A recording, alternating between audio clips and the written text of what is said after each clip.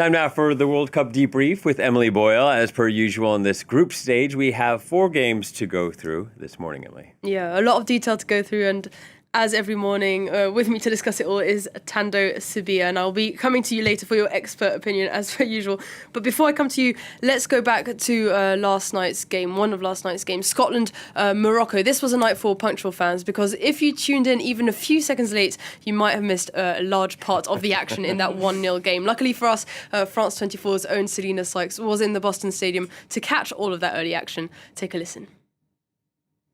One-footer in the knockout stages after beating Scotland 1-0 at Boston Stadium. The Atlas Lions open the scoring very early on thanks to Ismail Saibari stunning the Scots just in the second minute of the game as he got behind their defence and produced an absolutely exquisite shot to send Morocco ahead. His second goal of the tournament, and it turned out to be the only goal of the game. The Scots were very lucky not to concede again in the first half. They were very poor, it has to be said, while Morocco dominated possession but failed to get another shot on target in those first 45 minutes. The Atlas Lions looked lively again at the very beginning of the second half. They hit the crossbar and forced a good save from the Scottish keeper, but then they completely switched off as the Scots had a bright spell as they pushed and pushed for the equaliser, though it didn't come. They felt they had a penalty claim for a foul on McTominay, but the referee didn't give that. So the Atlas Lions now have 1 foot in the knockout stages. They have 4 points after winning here against Scotland and that draw against Brazil in their opener. For the Scots, well, hope is not lost yet. They have 3 points after having beaten Haiti in their opener. They could still progress as one of the best third-place teams, though they have a tough task next. They'll be up against Brazil. But let's maybe talk about Brazil-Haiti. Yeah, that was a big game. Brazil scoring all their goals in the first half, was that right? All the goals in the first half. In fact, every single match last night, you could basically only tune into the first half because all the goals were scored in the very first Or half. shutouts, yeah. So quite predictably, that was not quite such a close run game and quite comfortable win for Brazil. Manchester United forward Matias scored 2 last night in the 22nd and in the 36th minute. Vinicius Jr. accelerated his way past Haiti's defenders and made it 3-0 right before the second half. It wasn't all good news for Brazil, though, since Barcelona winger Rafinha had to come off injured. The scoreline stayed at 3-0 right until the end of the game, meaning, unfortunately, that Haiti are the first team eliminated of this World Cup because they're now certain to finish bottom of Group C. They cannot reach Brazil or Morocco's points tally, and Scotland have the better head-to-head record, which is a new thing in this tournament.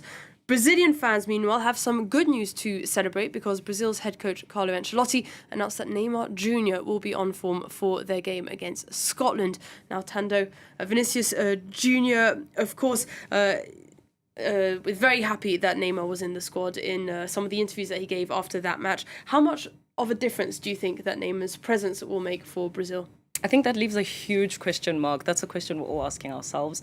When he was selected, he was the final name to be announced. So it was that ellipsis moment to see, is he going to be included or not? I do think that he can be impactful in this game. Stay away from the defenders. We don't want another injury. But I do think that he can make the necessary changes in this disposition. As we've seen, Carlo Ancelotti is having a lot of fun with rotation in the squad. We saw that Cunha replaced Igor Thiago and things were still successful. Cunha comes on, he scores a brace. Brilliantly taken. I saw the angles that he took those goals from, some disallowed, and so on and so forth. So you do see that they have plenty of options.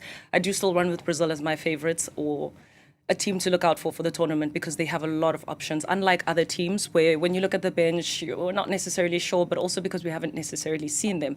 Another big question mark was Endrick, finally coming on in this one. Almost scoring a goal. Exactly. And so I do think that after the first game, there were speculations, especially a draw against Morocco. You have a lot of options, you have a lot of depth. Why did you not field the likes of Endrick himself? But in an interview, he did say that everyone has to merit their position in the squad. And so like the 13 or the rest of the other 13 on the bench, everyone has to merit their place on the field. I do think that he's playing it safe. We're playing Don Carlo with his communication around his selection. Especially when there's the big question mark looming. We hear about Neymar, but we want to see a little bit more of Endrick because we have seen that he's been exceptional in Ligue 1 this season with Lyon. So I do think that also in integrating tactically a new style of play, I do think that's something we can expect with those changes. I do think with the options that are available, that's what we can see because with Lyon, they do play a certain style of play which is more pressing focused. So we did see that Vinicius is really good at that. And so you see more options in that, perhaps playing around with the different flank options. So it's going to be exciting. I'm looking forward to the next encounter. And I'm looking forward to asking you about Group D, Emily. Tell us more. So that was all the action from Group C, but we've also have Group D games to debrief, and it was a great night for hosts again, this time for the United States after wins by Canada and Mexico. The United States now got their win, this time against Australia, and it was quite a rowdy game. Both teams really, really battling for the ball. Following Balogun powered past his defender and forced an own goal from the Socceroos defender Cameron Burgess. A header by Alex Freeman just before half-time doubled that lead. The second half was a little bit messier from the US, but the score stayed at 2-0 until the final whistle. Well, the physicality of that game was particularly impressive. I was really taken aback by how dedicated and how hungry the US team looked there. They were really dominant in the first half, but it looked like they kind of ran out of steam in the second. Is this something you think they need to be careful of moving forward? Definitely, especially if you're going to be facing a side as defensively strong as the Australians, who it's really unfortunate for them, the result that they got here 2-0, not even managing to at least get one goal in. But I do think that the American defense is really good. USA team, I know that the expression of saying American is not so favorable because there's North South, so we'll stay politically correct. But yeah, just sticking with that, I do think that the USA, Team US, has a lot to work on in the next encounter or even for the rest of the tournament. But I do think that speaking tactically, looking at how the second goal, well, the first one that became an own goal came about, it came from a set piece. And so when you look at the build-up from the throw-in, it's very beautiful to see how Team US organized themselves, Balo being the heart of that organization, because there were not many options. The Australians played flat with 5 defenders and so made it very impossible to penetrate through the middle. And so they took the ball out back. Balo was waiting in the flank, made a beautiful run because there were also some players who drew out some defenders towards the center, created the channel for Balo to run alongside, and that was brilliant. I thought he was going to be the dummy. I had said that yesterday, but not at all. He was unmarked for a good part of the game. We saw Alex Tyler Adams actually was attacked so many times in that game. So I thought Balo was going to be the player that the Australian defense were going to be targeting throughout that thing. But I do think that the tactical organization has been beautiful to watch with this Team US. Balo, again, a beautiful player to watch out for. So I do think that there are a few things to fix, but I don't think it's something that Pochettino hasn't been aware of these things. So I think things are still okay. Meanwhile, the Turkey-Paraguay game saw 2 new World Cup records. Yeah, as I said earlier, you really had to be on time for those games last night because that Scotland-Morocco game, we saw a goal in the 72nd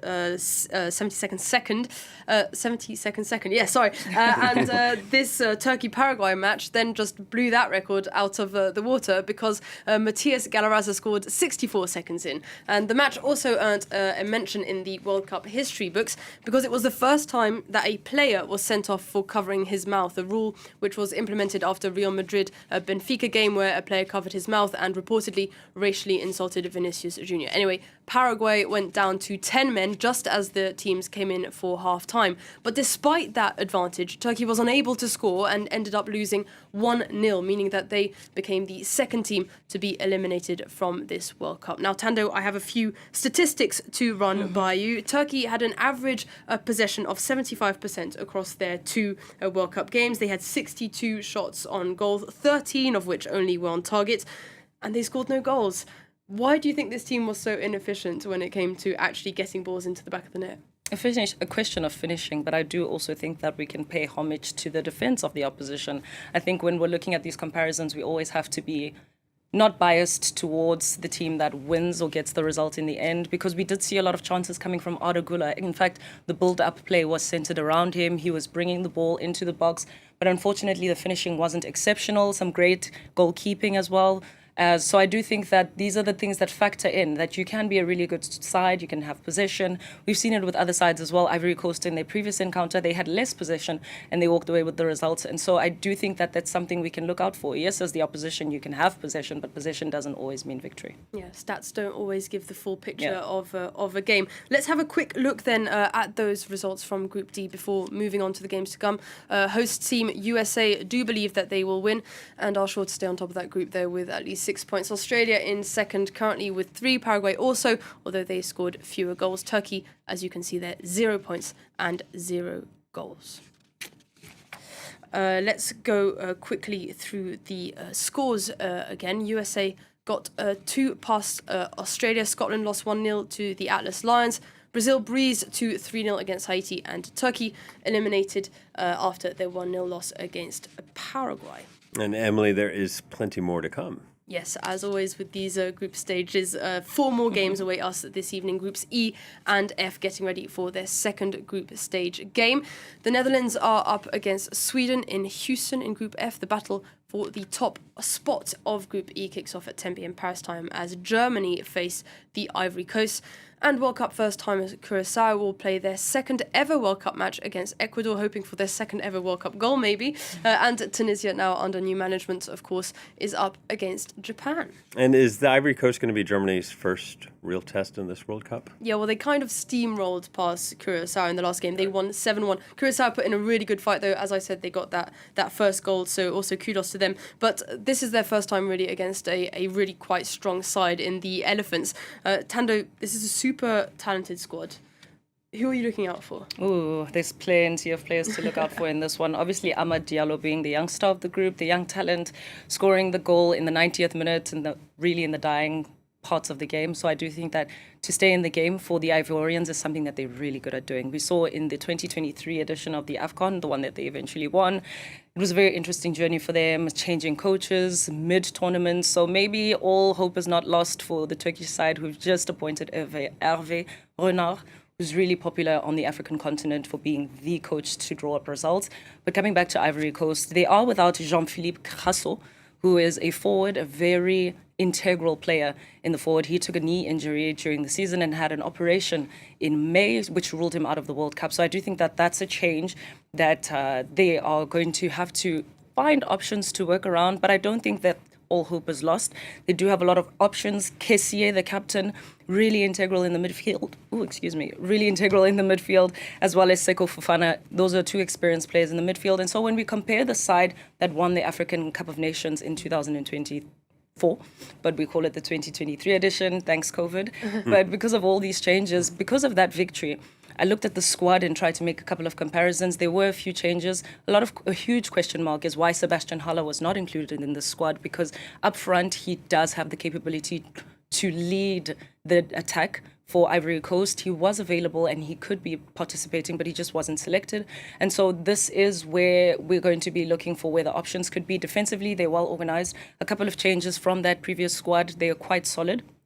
But obviously coming up against an opponent like Germany, who are really good up front, solid in defense, and the midfield is creative and also does what is necessary, dropping deep when you have to defend and moving up forward and creating a good build-up. And so one thing I'm looking forward to seeing is the formation that they come into this game with, the changes that they're going to be making. But I do think that this is one game to look out for. And if you have to ask me who's going to win, it's a tricky one. I do think that Ivory Coast is capable of causing an upset, but this German side is impeccable.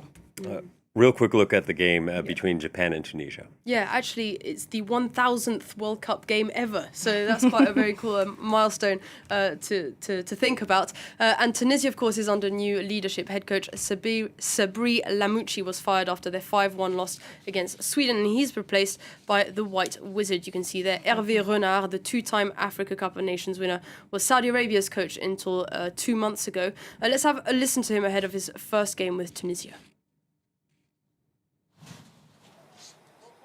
Le plus important, c'est les joueurs. Key players are what matter the most, along with the team's collective commitment and awareness. C'est la prise de conscience qui va être le plus important. him all the best in his first game. And before we leave, though, a thought for journalist Christophe Glaise, who remains detained in Algeria. He was given a 7-year sentence for what was said to be glorifying terrorism. His lawyers are hoping that a presidential pardon may happen. He was working on a report on the country's most decorated football club, Jeunesse Sportive de Kabylie, when he was arrested over 2 years ago. Important message to end on. Emily, thank you. Tendo, thank you. We'll be back with more World Cup debrief tomorrow. Please stay tuned to France 24.